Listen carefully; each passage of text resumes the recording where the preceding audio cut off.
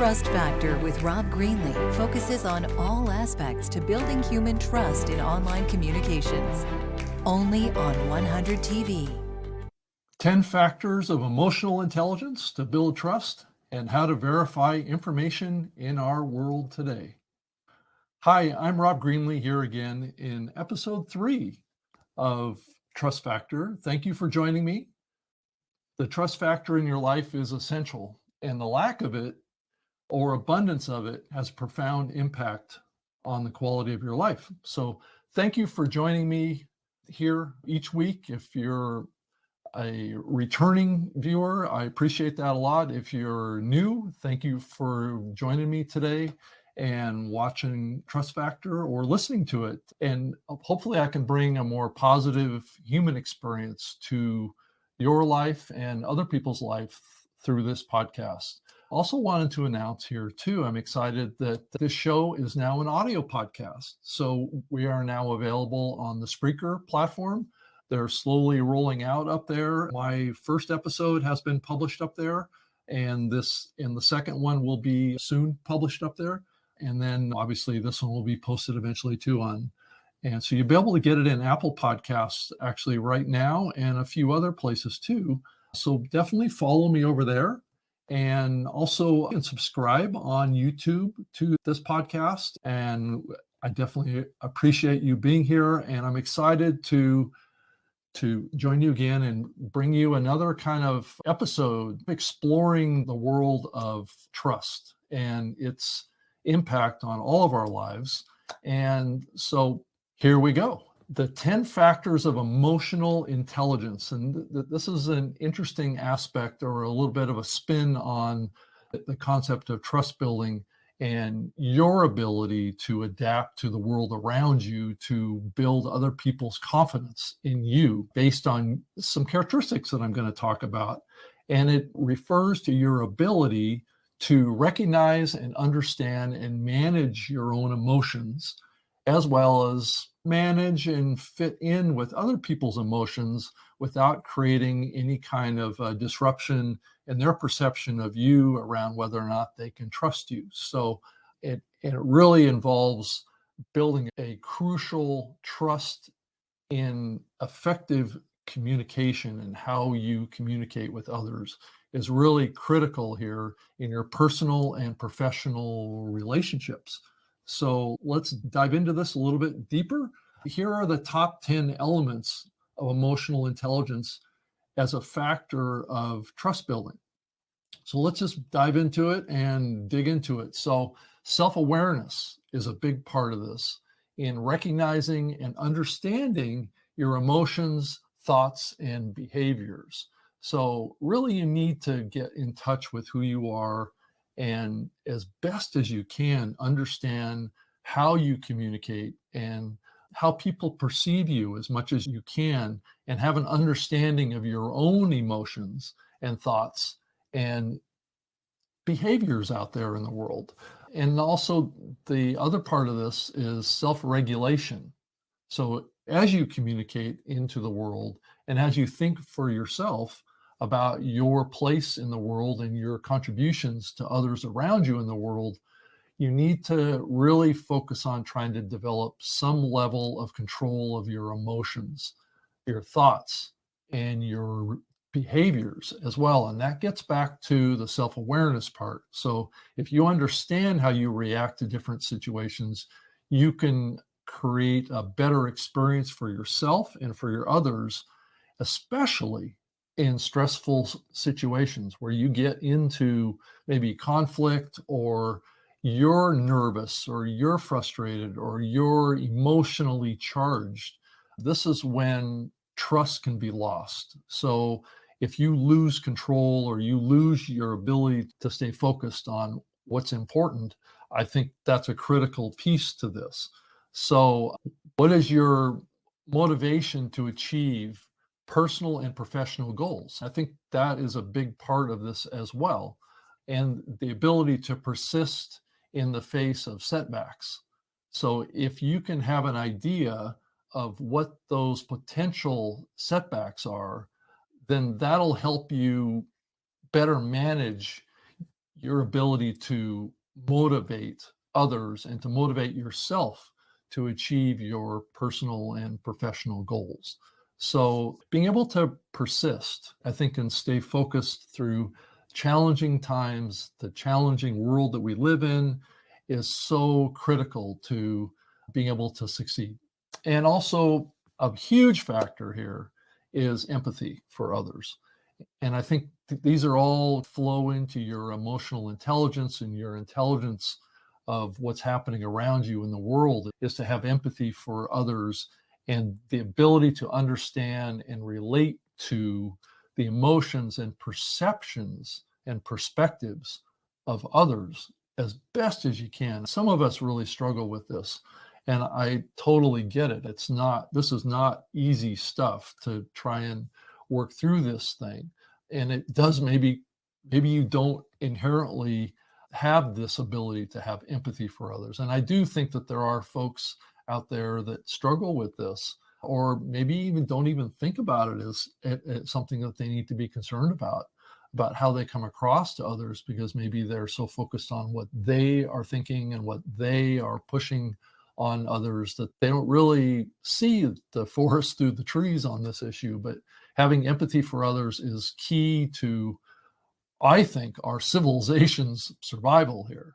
And I know this is a very serious topic that I'm taking here, but I do think that putting a smile on your face and getting through emotionally difficult times and having empathy for another person, I think, is so critical. And this gets into social skills, right? Your ability to communicate effectively, build relationships, and resolve conflicts. So empathy and resolving conflicts go together, and those kind of have a lot of social skills and a lot of discipline behind them, and it gets back to the social regulation. So a lot of these points that I'm raising are all interlinked with each other, and how you think about your interrelationships with other people and how you even think in your own mind.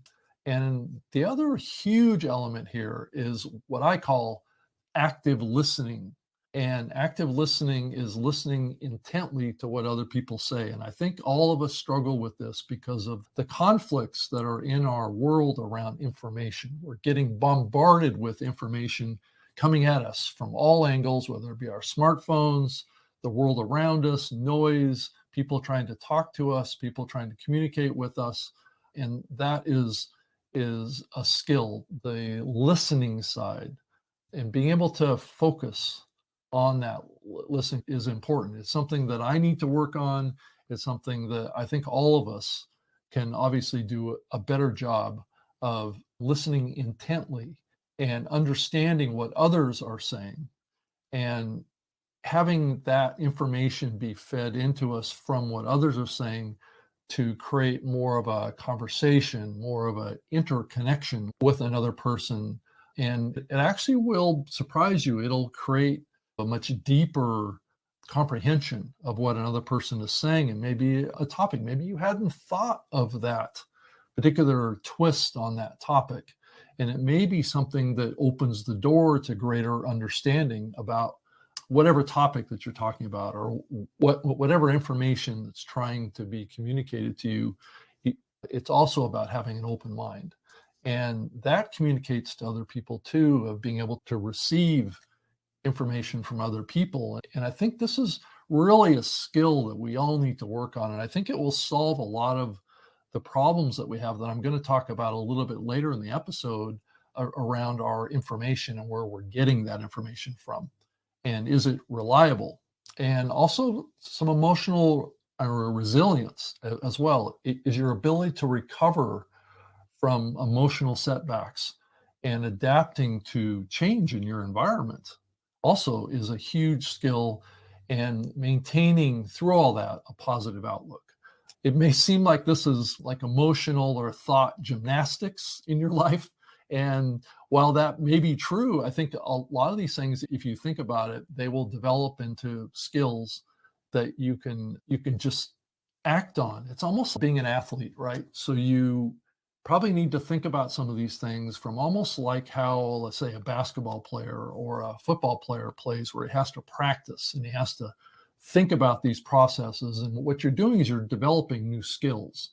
And I think the next thing, that once you've developed these skills, thinking about these skills from an emotional intelligence perspective in any kind of leadership that you're doing with other people, it's the ability to observe others and to understand others, to be able to create an environment where you're inspiring others and you're helping others and you're motivating others, and you have the ability to manage conflict because you can actually listen to where the conflict is coming from and maybe drill right in on that hot button topic that is driving that conflict. And through all that, create a positive environment, whether it be a work environment or a personal home life environment. I think these are skills that are things that all of us need to think about more and work on. And I think it will create a much better world for us to all live in if we can create that type of dynamic in our lives. And I think that being able to, better make decisions too, and the ability to consider emotions and perspectives of others. And this really, I think, fundamentally gets back to some of the free speech issues that we're facing in the world today. I believe some of this requires us to have a little bit of a thicker skin around judgment and trying to cancel other people in their validity of their thoughts. I think this is really a topic for the times. I just think more and more information is weaponized and is used against others when that isn't really the best way to think about information. The best way to think about information is we can all learn from it and we can all move forward with it. We can help each other. We can try and make decisions based on all the inputs and that can affect everyone involved.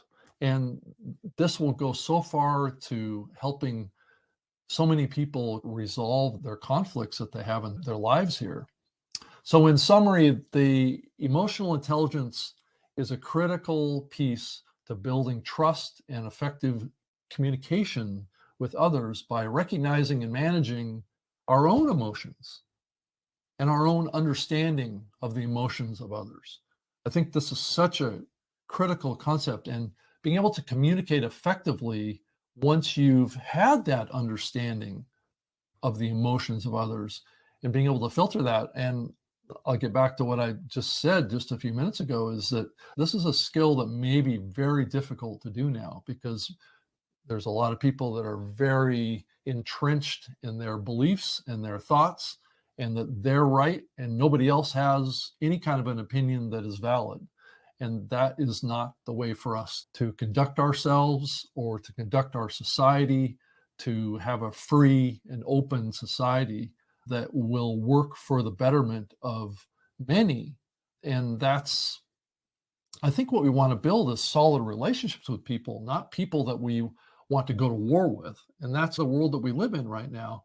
And this will help us all achieve personal and professional goals.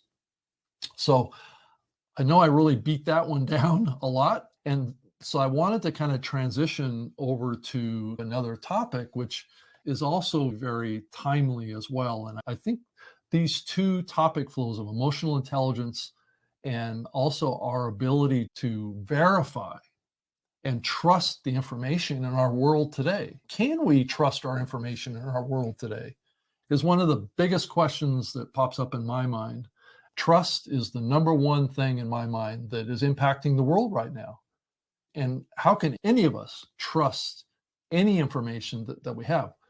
I do think that there's clues out there, and I do think all of us need to use our intuition and our ability to look at the world and use some common sense, use some values that maybe we learn from our parents, hopefully, and to be able to better filter the information that we're getting from the world to help us better determine what is information that we can trust, regardless of the source, regardless of who says it. It's also about how it's being said, and is the information there verifiable? In the world today, there is so much abundant information and it's available online. I think the biggest challenge, like I said, is verifying and trusting the information is very challenging to do today. So let's talk through some of the tips to help you verify and trust information. And there is a spectrum here of people's perception of whether or not they can trust any information. So I think one of the key things is understand the source, understand where it's coming from. Always check the source of the information you come across, and also look for information from reputable sources. Not always reputable sources will be the government or government websites or academic institutions or well-known news outlets. Those are not always the most reliable. I'm sorry to say this, but that's just the truth now more than ever. There are agendas out there, and I think we all need to agree to be cautious about all information and apply common sense reasoning and critical thought. This is one of the most important skills that kind of gets back to what I was talking about earlier about interpersonal communication and trust too, is be cautious about all sources of information. But I will say that my own experience here over the last couple of years is information from more independent sources seem to be maybe a little bit more passing the sniff test of common sense and reasoning and thinking about how is best for our society to operate, right? And think about relationships and think about our society and our culture. Some of the mainstream media sources and the government, they don't always feel like they're giving us reliable, good, trustworthy information about what's happening in the world, because you see the world through your own eyes and you talk to other people and you verify things that you see in the world. And sometimes those things just don't match up. And I think we've seen that happen a lot more over the last couple of years. And I do think some independent sources are starting to be seen as more reliable and trustworthy. And independent sources are what it feels like are the only journalistic sources that are available out there, while we will see or hear from our leaders and our government that independent sources are the source of misinformation or incorrect information or information that needs to be eliminated. That is a red flag to me that there's something else going on here, because our society and our culture, at least Western society and Western culture, has been built on a fabric of more open free speech and more free speech type of communication. So as you think about these issues, apply your common sense, apply your own experience in your own life to the information that you get, and verify this stuff. Look for evidence to support whatever claim is being made and compare that to your own experience. Sure, check for reliable citations, check for statistics. I think data is a very important component of pulling this apart, but data can also be manipulated. And so also look for other references to support your claims or support other people's claims. Are there people out there that disagree with those claims? Are there people out there that agree? And who are those people? And are they considered to be credible sources? I think these are all important aspects of trust. Oftentimes, mainstream sources, I'm sorry to say, just can't be trusted anymore because they feel like an agenda. They feel like they're trying to push something on us that doesn't feel right, doesn't feel natural. It doesn't feel like is common with our society and our culture, at least my experience. Anyway, now I could be wrong. I'm not saying that I'm entirely correct on everything that I say, as most information has an agenda. And I think we just have to just step back and say, generally, all information has some element of an agenda behind it. And mainstream sources do too. What is their financial affiliations? Who are their advertisers? Who is supporting that network? And is There's the potential that those folks are being influenced by money. As more and more we suspect and we're seeing examples and exposure of corruption in our society and in our culture and our government and our institutions. I think those are factors that we have to think about and also consider the information author, right? Who is the one that's putting this information out? Could that author have a bias? Could that author be funded by some group or some corporation or some agency that has a biased agenda that they want to put out there? Is the government somehow behind this? I think as we've seen with some of the information that's come out about the government entanglement with maybe social media platforms, that there may be some interest in trying to suppress certain type of speech, certain type of topics, and influence the promotion of other types of topics. Those type of things do not build trust. So just be aware of where the information comes from. Do your research, think with a critical eye. Don't just assume that just because it comes from a mainstream source, that it's reliable information that you should automatically just trust. Look at opposing views, look at opposing sources, and to try and get a more balanced view on a particular topic. Open the other side of your brain that is more open to flexibility and looking at things as gray topics, not black and white topics. And also the last piece of this too is question the fact-checking tools. And I think some of those fact-checking tools are funded by government, corporations with agendas. So you have to question the fact-checkers.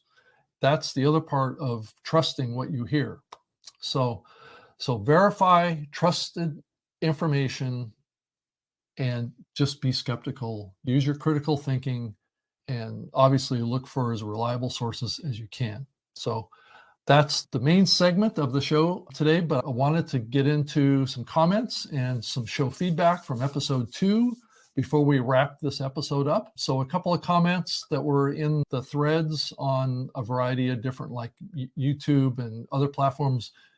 Beauty Bubble wrote, "Oh, the brilliance of Rob Greenlee." Thank you, Beauty Bubble. It makes me so happy.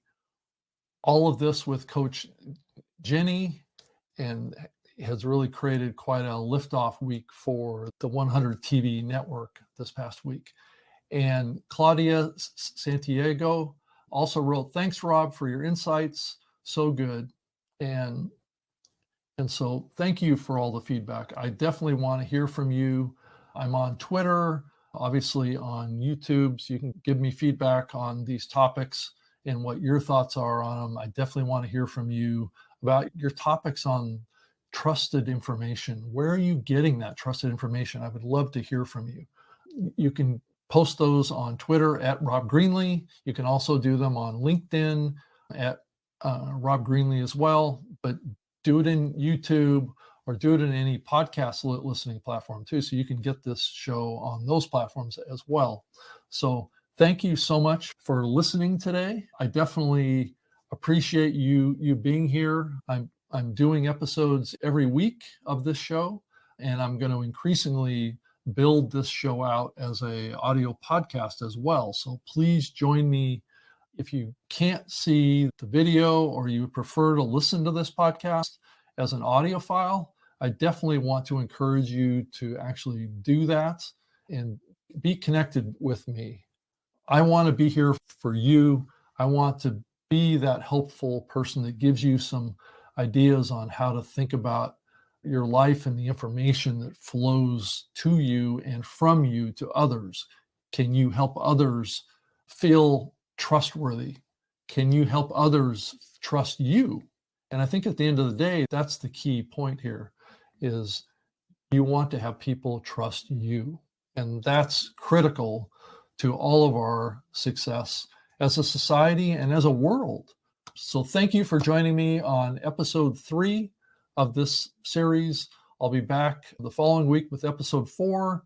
And so look for me on Mondays. That's when it's aired for the first time on YouTube. So, and then this show will be on demand in YouTube and in as a podcast as well. So you'll be able to catch up with this series over there. I hope that you have a fantastic week, and I hope that things this week turns out terrific for you and in your life. And like I said, please let me know if you have any questions or comments. My email address is rob.greenlee@gmail.com, and would love to hear from you. Please feel free to express yourself. I will talk about your email in the show next week. So get that email out to me as soon as you can think about it and fit it into your schedule. I would love to hear from you. So please write me. I appreciate you so much, and tune back into the show next week and we can talk more about this topic. I will find another derivative topic of this that we can explore and expand. So thank you so much for spending time with me today. Thanks.